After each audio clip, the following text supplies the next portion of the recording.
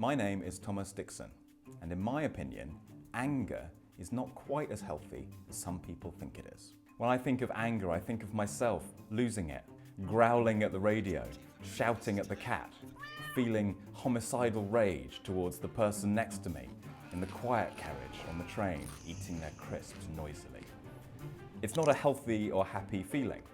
For me, anger is a thwarted, tantrum-like howl of protest against the world's inexplicable refusal to cooperate with my perfectly clear wishes. And for that reason, it's not something that I think is a great basis for moral or political decisions. Today, I know that individual men, and especially women, are likely to be criticised and perhaps patronised when they express anger in their everyday lives. Calm down, dear, they might be told. But I detect in our culture a rising celebration of anger on all sides. People wearing it as a badge of pride, announcing that they're proud to be angry and that others should be too.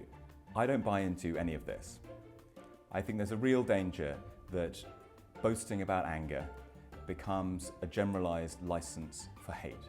I'm also afraid that people use the language of anger as a thinly veiled threat of violence.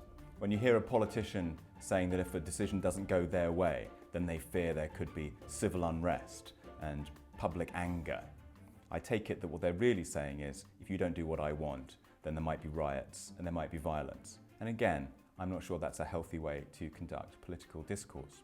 One of my favourite works written against angry emotions is a book called De Ira, or On Rage, written by the Roman philosopher and Stoic Seneca. I think there may be some things that we can still learn from it. For the Stoics, passions were diseases. They weren't just harmless emotions that we should get in touch with and express, but they were things that were seriously bad for us. Another central idea that the Stoics gave us about passions and emotions was to think of them as choices. When I think of my own experience, for example, of anger, I have to confess that there is a moment when I agree to let it happen. I choose to lose it. I allow myself to become enraged. And that if we're honest, I think we have to agree with the Stoics that our emotions are choices, even when those feelings do feel quite hard to resist. But for those of us who do want to try and follow in this difficult path and restrain rather than express our anger and our rage, Seneca had some very useful practical tips. People with a bad temper should avoid getting drunk. People should avoid the forum, advocacy, the courts, and all pursuits that irritate us. Twitter, perhaps, or for me, the Today programme. Finally, Seneca advises us always to wait before responding to any perceived injury. He said that the greatest remedy for anger was postponement. And I think that any of us who has ever responded too hastily and in anger to an annoying email from a colleague will appreciate the power of this advice. Thanks for watching.